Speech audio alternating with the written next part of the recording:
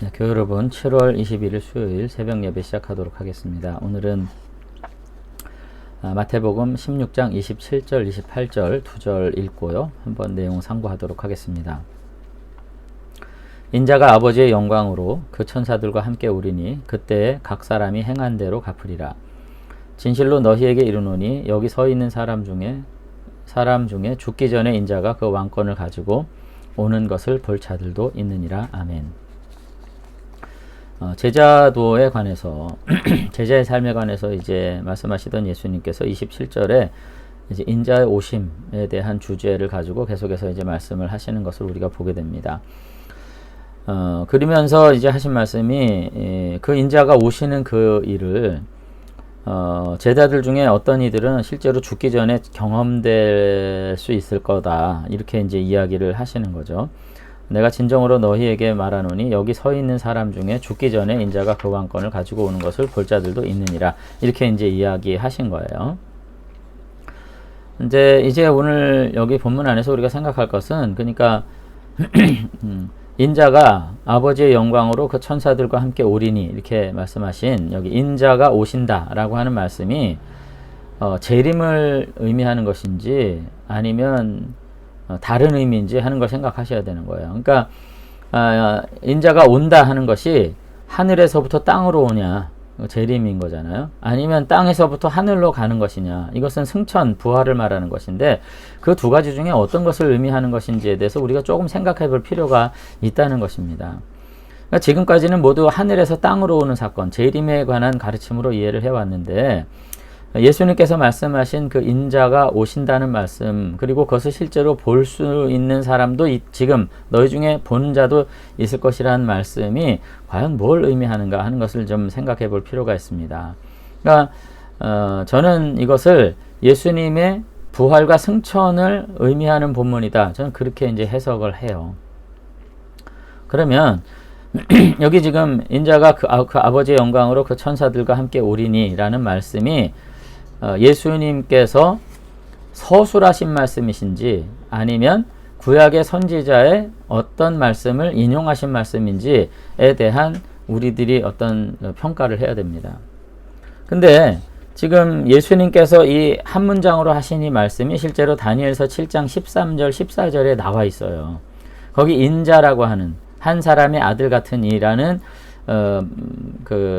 어떤 예수님의 정체성을 표현하는 어떤 단어도 그대로 나오면서, 그러니까 예수님께서 계속해서 마태복음도 그렇고 복음서에 보면 당신을 인자라고 말씀하시잖아요. 그러니까 사람들이 이건 예수님의 인성을 말한다, 지금까지 과거에 이제 그렇게 말씀하셨는데 그럴 수도 있지만, 이건 특별히 구약의 선지자들이 하나님의 어떤 예언의 말씀 가운데 나온 특정한 그 메시아를 의미하는 어떤 칭호, 그러니까 메시아적 칭호를 예수님께서 자신에게 계속해서 덧붙여서 사용하신 말씀으로 봐야 된다는 것이 오늘날 대부분의 학자나 목사님들의 기본적인 이제 이해입니다. 그래서 인자는 단순히 어떤 사람의 아들이니까 인성을 말하는 것이 아니라 구약의 선지자들이 종말에 하나님의 나라를 회복할 메시아를 표현하는 어떤 고유한 칭호라는 거죠. 인자, 한 사람의 아들 같으니. 다니엘서 7장에 이제 그대로 나와요. 이제 오늘 27절의 설명이 그거죠. 제가 한번 다니엘서 7장 13, 14절을 한번 보겠습니다.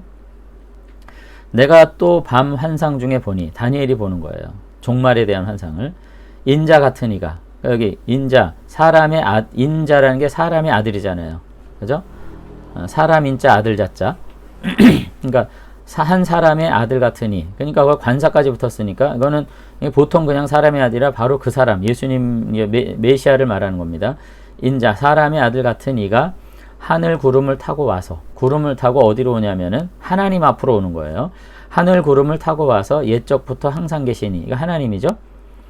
에게 나와 그 앞으로 인도되매 그에게 권세와 영광과 나라를 주고 모든 백성들과 나라들과 다른 언어를 말하는 모든 자들이 그를 섬기게 하였으니, 종말에 일어날 이제 우주적 사건이죠. 하나님의 나라가 회복되는 거예요. 그의 권세는 소멸되지 않은 영원한 곳이에요. 신적 권세입니다. 그의 나라는 영원한 나라, 멸망하지 아니할 것이니라. 이제 하나님의 나라가 그 인자, 한 사람의 아들 같은 이를 통해서 회복됐다. 그 권세가 완전히 드러났다. 그런 말씀을 하신 건데 여기 이제 13절에 인자 같은 이가 하늘 구름을 타고 와서 이렇게 돼 있단 말이에요. 여기 지금 27절에 인자가 아버지의 영광으로 그 천사들과 함께 오리니 와서. 자, 예수님의 이 말씀은 그러니까 다니엘서 7장 13절과 14절을 인용하신 그 말씀을 인용하심으로써 내가 바로 다니엘서에 예언된 종말의 메시아라고 하는 이 고백을 요청하신 거예요. 그게 메시아라는 겁니다. 그게. 그리고 그게 바로 당신이라는 거예요. 그러면서 28절에 그 인자가 그 왕권을 가지고 오는 거다는 거예요.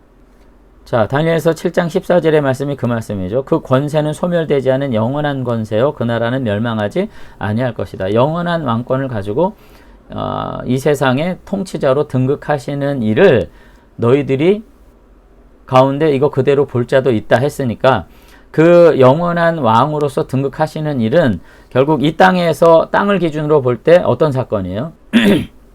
예수님의 십자가의 죽음과 부활과 승천 사건이죠. 승천하심으로 어떻게 해요? 아버지 보좌 우편에 가신 거죠.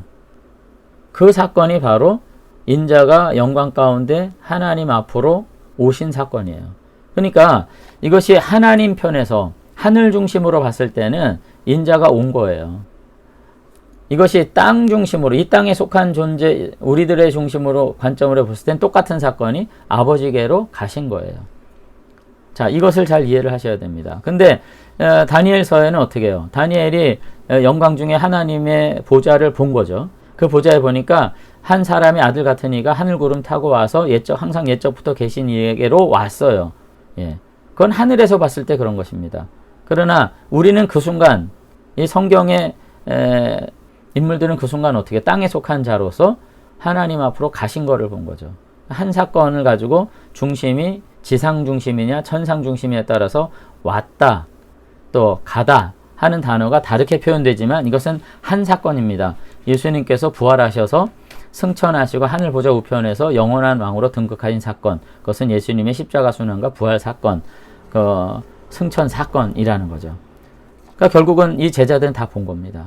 이 사건을 다 목도한 거예요. 하나님께서 예수 그리스도를 영광 중에 부활하셔서 보좌 우편에 가게 하신 사건을 다 본 거예요. 스데반 집사님도 보신 사건이에요. 결국은 이것은 십자가의 죽음과 부활을 의미하는 사건이고, 그리고 이 예수님의 십자가의 죽음과 부활은 결국은 하나님의 나라를 회복하시는 역사적인 사건이고요. 그 사건이 이제 시작된 말세를 우리가 지금 살고 있는 거죠. 그리고 우리는 그 하나님께서 예수 그리스도 안에서 성취하신 그 나라의 백성으로 살아가는 자들이기 때문에 지금 앞서 이 제자로서의 삶을 요청받은 거예요. 뭐라는 겁니까? 너희가 그 하늘의 백성답게 살라는 거예요. 이미 구원이 우리에게 임했다는 것입니다. 이 땅에서 너희가 살아가는 것은 더 이상 예수님의 십자가의 죽음 이전의 삶을 계속해서 이어간다는 것은 있을 수 없다는 거예요. 자기를 부인하고 자기 십자가를 지고 주님을 따르는 일, 그리고 내 목숨을 계속해서 자기중심적 태도를 가지고 연연하면서 살지 않고 내 것이라 여기지 않고 내려놓고 살아가는 일, 이거 하나님의 백성, 하나님의 나라의 성도로서의 살아가는 삶으로서 마땅하다는 것입니다. 왜? 예수님께서 바로 그와 같은 하나님의 나라의 성취를 이뤄내셨고 우리를 그 나라의 백성으로 부르셨기 때문에.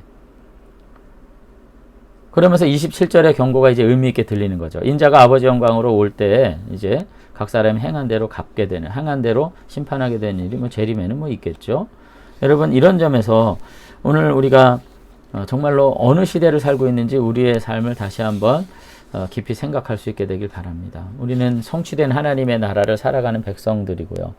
그 하나님의 나라가 이 땅에 도래한 사실, 예수님께서 이미 이 땅에 오셨고 그 하나님의 거룩한 통치를 계속해서 이어가고 있다는 사실을 보여주는, 가시적으로 보여주는 증인들이 바로 성도라는 사실, 우리가 기억해야만 할 것입니다. 그런데 이제 문제가 있는 거예요. 그러니까 그와 같은 역사적 회복의 삶을 살아감에도 불구하고 우리가 여전히 이 세상에 속한 것처럼 살아가게 될 때 이거는 자기 부인이 아니라 예수님 부인하는 삶을 사는 거죠.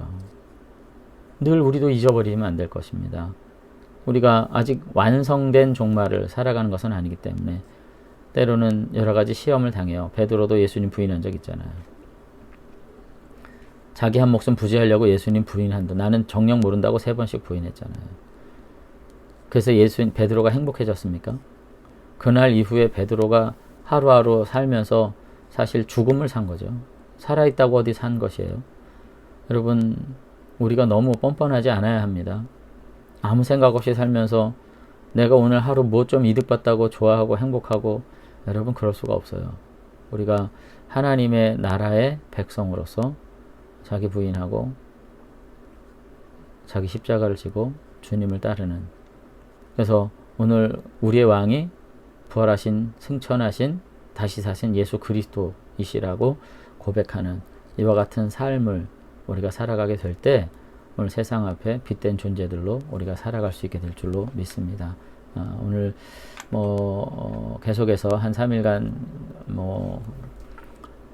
짧은 본문 가지고 많은 말씀들을 드렸던 것 같은데, 이건 너무나도 참 깊은 이해가 필요한 말씀이 아닌가 그런 생각을 하고요. 다시 한번 우리가 다시 오실 주님을, 이제 재림의 주님을 우리가 고대하고 대망하면서 하루하루 믿음의 승리를 이어갈 수 있는 저와 여러분들이 되시면 좋겠습니다. 함께 기도하겠습니다. 네, 하나님 아버지, 이 땅에 이미 아버지의 나라가 실현되고 성취됐음을, 이 모든 것이 아버지 하나님의 것임을 우리가 다시 한번 기억하면서 그 나라 백성으로서의 삶을 우리가 살아가게 되길 원합니다. 이와 같은 믿음의 고백을 감당하기에 베드로는 다시금 베드로 전후서를 통해서 우리를 이 땅에서 오히려 나그네라 오늘 그렇게 말한 것 우리가 다시 한번 생각하게 됩니다.